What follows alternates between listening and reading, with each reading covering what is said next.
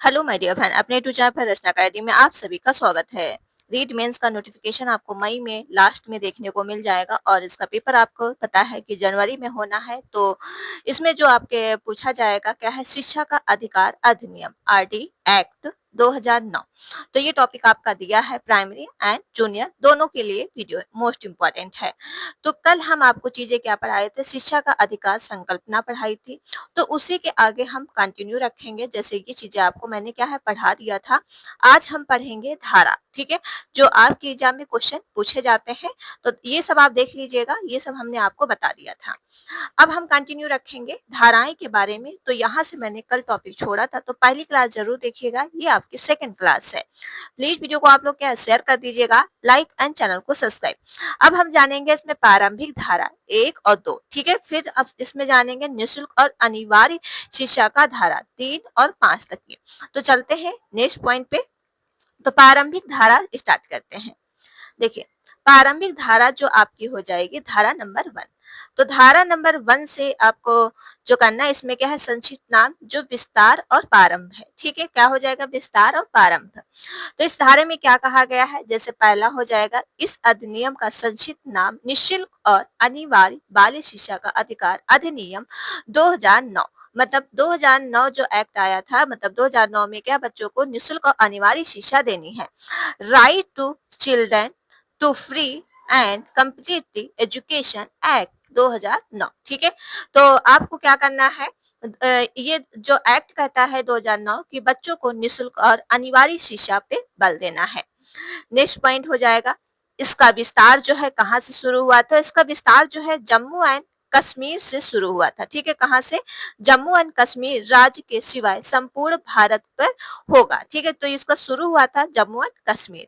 Note करके याद रखिए, भारतीय संविधान के अनुच्छेद 370 जो 376 के विशेष प्रावधान जम्मू एंड कश्मीर से हटा दिए जाने के कारण अब यह अधिनियम जम्मू एंड कश्मीर व लद्दाख केंद्र शासित प्रदेशों में भी लागू होता है, ठीक है। 370 के तहत इसे हटा जाने के कहा होता है, तो जम्मू एंड कश्मीर और लद्दाख केंद्र में शासित प्रदेशों में भी लागू होता है, ठीक है। तो ये भी आप पॉइंट याद रखिएगा नोट करके, जो हमने आपको बताया है।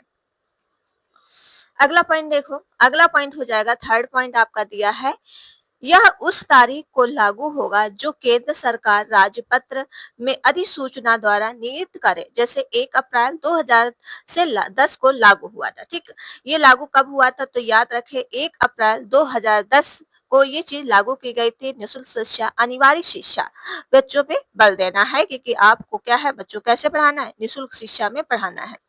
नोट करके याद रखो, वर्ष 2012 में संशोधन के द्वारा उपधारा जो आई थी 4 और 5 जोड़ी गई थी, ठीक। उपधारा कौन कौन सी जोड़ी गई थी, याद रखो 4 और 5। 4 पॉइंट हो जाएगा, संविधान के अनुच्छेद 29 एवं अनुच्छेद 30 के अधीन रहते हुए हम अधिनियम के उपबंध बालकों को निःशुल्क एवं अनिवार्य शिक्षा के अधिकार प्रदान किए जाने के संबंध में लागू होंगे, ठीक है। तो ये आप इम्पोर्टेंट पॉइंट है।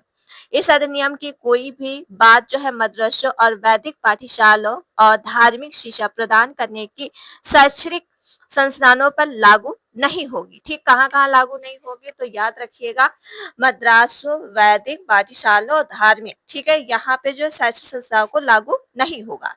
ओके, चलते हैं नेक्स्ट पॉइंट पे। नेक्स्ट पॉइंट हो जाएगी धारा नंबर 2। अब इसकी परिभाषा क्या है, धारा नंबर 2 में देखो, निःशुल्क और अनिवार्य बाल शिक्षा अधिकार अधिनियम जो आया 2009 में प्रयोग की गई प्रमुख जो है शब्दावली का अर्थ इस प्रकार है, जैसे कि पहला हो जाएगा, क्या हो जाएगा, समुचित सरकार क्या कहती है। तो पहला पॉइंट है, ऐसे विद्यालय जो केंद्र सरकार या संघ राज्य क्षेत्र के प्रशासन द्वारा स्थापित और नियंत्रित संचालित होता है के लिए सुनिश्चित सरकार केंद्र सरकार होगी, ठीक है। आपका जो सेकंड पॉइंट हो जाएगा, ये अतिरिक्त अन्य कोई भी विद्यालय है और उपखंड है, ठीक है। तो ये याद रखिएगा। चलते हैं नेक्स्ट पॉइंट पे। अब इसमें क्या दिया है, देखोगे धारा 2 में, यदि राज्य सरकार के क्षेत्र अधिकारी में है जो सुनिश्चित सरकार राज्य सरकार होगी, यदि विधानसभा युक्त संघ और राज्य क्षेत्र के क्षेत्राधिकारी में है तो सुनिश्चित सरकार जो है संघ राज्य क्षेत्र भी सरकारी होगी। ठीक है। पॉइंट 2 बी क्या हो जाएगा, प्रति व्यक्ति फीस जो है विद्यालय द्वारा निर्धारित निशुल्क और अतिरिक्त किसी भी प्रकार का भुगतान या डोमिनेशन नहीं लेना है। बालक जो हो जाएगा 6 से 14 वर्ष की आयु में कोई भी बालक या बालिका, ठीक है, मतलब 6 से 14 वर्ष में रखा गया है एज, चाहे बालक हो चाहे बालिका हो, आपको क्या देनी, निःशुल्क शिक्षा आपको प्रदान करना है। नेक्स्ट पॉइंट हो जाएगा, नेक्स्ट पॉइंट आप देखोगे, नेक्स्ट पॉइंट क्या हो जाएगा, अलाभित या असुविधाग्रस्त समूह का बालक। ठीक है, तो जैसे इसमें आ जाएगा कौन कौन से, अनुसूचित जाति वर्ग, अनुसूचित जनजाति वर्ग, सामाजिक तथा शैक्षणिक रूप से पिछड़े वर्ग के बालक, एक सुनिश्चित सरकार द्वारा सामाजिक, संस्कृत, आर्थिक, भौगोलिक, भाषाई, लिंग, अन्य कारक के आधार पर अधिसूचना द्वारा घोषित लाभान्वित समूह के बालक। ठीक है, इसमें जो भी शामिल है, जो इसमें धारा 2 में जो परिभाषा में कौन से लाभांकित बालक में कौन कौन आते हैं, तो याद रखें अनुसूचित, अनुसूचित जनजाति और शैक्षणिक रूप से, जो आपको मैंने बताया है। और नेक्स्ट पॉइंट है, वर्ष 2012 के संशोधित अधिनियम द्वारा सुविधाग्रस्त समूह के बालकों को निःशुल्क बालक के रूप में शामिल किया गया है। ठीक, सीधी बात है कि बच्चों को क्या है, निःशुल्क आपको शिक्षा में बल देना है। अगला पॉइंट हो जाएगा, अगला पॉइंट दिया है, राजस्थान सरकार द्वारा जो है नोटिफिकेशन जारी करके सत्र 2022-23 के लिए निम्नलिखित जो सुविधाग्रस्त समूह में रखा गया है। ठीक है, जैसे आप आगे देखोगे कि क्या क्या रखा गया है, तो ये अलांबित जो बालक है ये आपके रखा गया है सुनिश्चित जाति वर्ग के। ठीक है, और अनाथ बालक कौन कौन से रखे गए, तो याद रखो, अनुसूचित जनजाति वर्ग बालक, ठीक है, युद्ध विधवा और बालक, ठीक, निःशुल्क बालक और बीपीएल अभिभावक के बच्चे। ठीक है, ये आपके जो है राजस्थान सूचना के अकॉर्डिंग रखे गए हैं। ओके, ओबीसी पिछड़ा वर्ग और एसबीएस विशेष पिछड़ा वर्ग के बालक और अभिभावक की आय सीमा अधिकतम जो है 2.50 लाख रुपए हो। ठीक है, इतनी अधिकतम अगर सीमा है तो उनको भी क्या है, अलाभित असुविधाग्रस्त समूह के बालक में रखा गया है। एचआईवी व कैंसर से पीड़ित बालक या एचआईवी व कैंसर को प्रभावित माता पिता और संरक्षक बालक। ठीक है, ये इंपॉर्टेंट पॉइंट है, तो याद रखिएगा। अगला देख लो पॉइंट, नेक्स्ट पॉइंट हो जाएगा आपका, दुर्लभ वर्ग का बालक जो है सुनिश्चित सरकार द्वारा घोषित आय की न्यूनतम सीमा से कम आय वाले अभिभावकों या संरक्षकों के बालक। राजस्थान सरकार द्वारा यह सीमा क्या है रखी गई है, 2.50, 2 पॉइंट जो है आपके 50 लाख, मतलब आपके 2.5 लाख रुपए घोषित की गई है। ठीक है, प्रारंभिक शिक्षा जो आपकी हो जाएगी, पहली कक्षा जो है, पहली कक्षा से 8वीं कक्षा तक शिक्षा देनी है। मतलब आपको जो निःशुल्क शिक्षा देनी है, 1 से लेके 8 तक की आपको बच्चों को क्या है, निःशुल्क शिक्षा देनी है।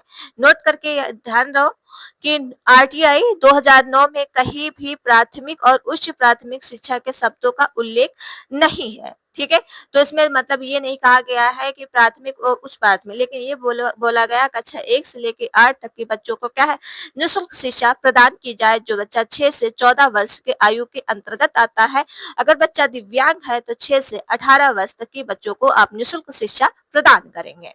ओके, नेक्स्ट पॉइंट हो जाएगा आपका, संरक्षक क्या है, ऐसा व्यक्ति जिसकी देख रेख और सुरक्षा के बालक है। इसमें प्रकृति संरक्षक या किसी न्यायालय या किसी कानून के तहत नियुक्त और घोषित व्यक्ति को संरक्षक कहा गया है, जिसकी देख रेख और सुरक्षा में वह बालक रहता है। ठीक, ये संरक्षक से रिलेटेड है।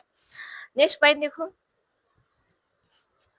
नेक्स्ट पॉइंट हो जाएगा आपका, स्थानीय प्राधिकारी क्या है। स्थानीय प्राधिकारी देखो, जो है नगर निगम और नगर परिषद, जिला परिषद या नगर पंचायत, पंचायत, गांव, शहर, नगर का कोई अधिकारी या संस्था जिसे विद्यालय पर नियंत्रण या कानून के अंतर्गत प्राधिकृत किया गया है। राष्ट्रीय बाल शिक्षा अधिकार आयोग जो है, क्या दिया गया है, बालक अधिकार संरक्षण आयोग अधिनियम 2005 की धारा 3 के अधीन गठित जो है क्या, गठित आयोग है। ठीक है, अब इसमें जो है आपका लास्ट पॉइंट हो जाएगा माता-पिता के रिलेटेड क्या है, किसी बालक के प्रकृति या सौतेले माता-पिता या ऐसे माता-पिता जिन्होंने बच्चे को कहा है, बालक को गोद लिया है। ठीक है, ये धारा आपके 2 में कहा गया है। अब चलते हैं अध्याय नंबर आपका जो हो जाएगा सेकंड। ये इसमें सेकंड में अध्याय नंबर क्या है, निःशुल्क और अनिवार्य शिक्षा का अधिकार। ये वेरी इंपॉर्टेंट है, यहाँ से एग्जाम में क्वेश्चन पूछे जाते हैं, लेकिन आपको पूरा सब कुछ पता होना चाहिए। तो पहला पॉइंट हो जाएगा निःशुल्क व अनिवार्य जो है शिक्षा, ये धारा 3 में जोड़ा गया है। प्रवेश धारा क्या है, 4 में है। स्थानांतरित धारा कौन सी है, 5 है। तो इसके बारे में हम जान लेते हैं। तो धारा 3 पहले आप पढ़ोगे। धारा 3 में क्या है, निःशुल्क व अनिवार्य बाल शिक्षा का अधिकार। ये जो निःशुल्क शिक्षा देने की बात की गई है, 6 से 14 वर्ष बच्चों की बात की गई है। जैसे पहला पॉइंट हो जाएगा, 6 से 14 वर्ष के प्रत्येक बालक को अपने नजदीकी स्कूल या क्या है, नेहरू स्कूल के प्रारंभिक शिक्षा पूरी करने तक निःशुल्क अनिवार्य शिक्षा का अधिकार होगा। नोट करके है, नेहरू शुल्क का विचार जो है कठोरी आयोग की सिफारिश से लिया गया है। ठीक, कहाँ से लिया गया था, कठोरी आयोग की सिफारिश से लिया गया था। नेक्स्ट पॉइंट हो जाएगा आपके साथ, कोई भी बालक ऐसे शुल्क या भुगतान के लिए उत्तरदायी नहीं होगा जो उसे प्रारंभिक शिक्षा पूरी करने से रोकता हो। ठीक है, आपको क्या है, बच्चों को रोक नहीं लगानी है। बहुनिःशुल्कता तथा गंभीर निःशुल्कता के बालकों को घर आधारित शिक्षा चुनने का अधिकार है, जो 2012 से संशोधन से जोड़ा गया था। ठीक है, किसमें जोड़ा गया था, 2012 में। अब धारा नंबर 4 में क्या दिया है, तो प्रवेश नहीं लेने वाले और प्रारंभिक शिक्षा पूरी नहीं करने वाले बालिकों के लिए विशेष प्रावधान है।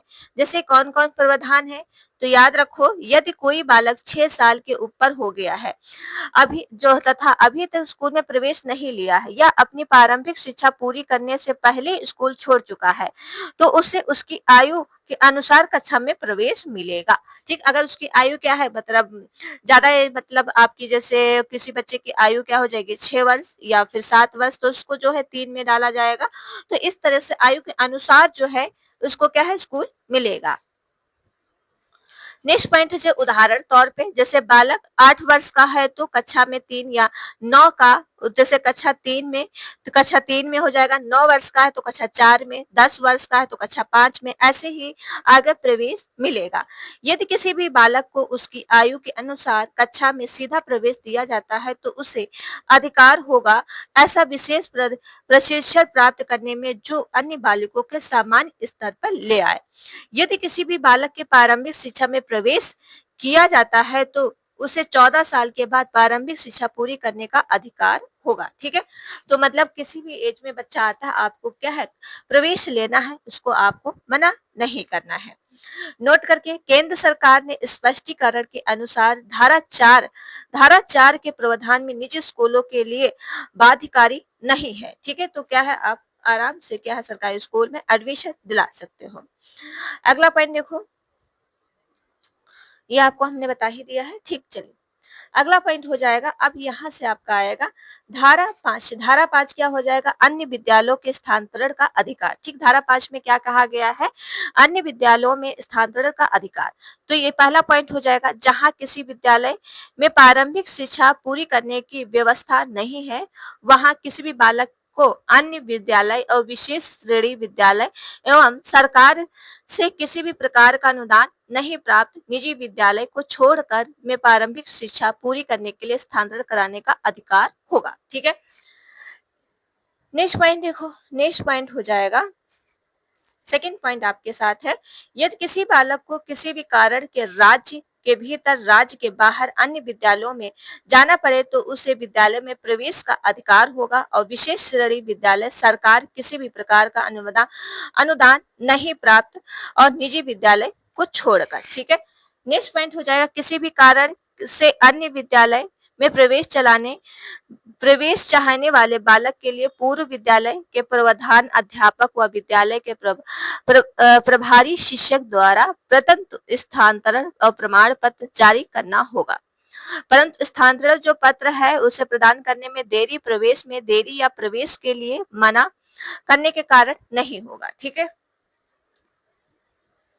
ये देखोगे, यदि विद्यालय का प्रधान अध्यापक और विद्यालय प्रभारी स्थानांतरण प्रमाण पत्र जारी करने के विलंब करते हैं तो उन पर सेवा नियमों का अधिनियम अनुसूचित कार्यवाही भी की जा सकेगी। ठीक है, तो ये धारा आपको मैंने 2 पढ़ाई है, जो अध्याय क्या है आपका 2। अब अध्याय हम कल आपको पढ़ाएँगे जो सुनिश्चित सरकार, स्थानीय प्राधिकारी और माता-पिता के कर्तव्य क्या हैं।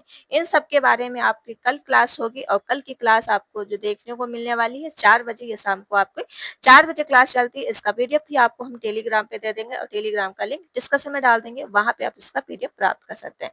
मिलते हैं नेक्स्ट वीडियो में। थैंक यू फ्रेंड और वीडियो को आप लोग शेयर कर दो, लाइक, चैनल को सब्सक्राइब। मिलते हैं नेक्स्ट वीडियो में। Thank you friend.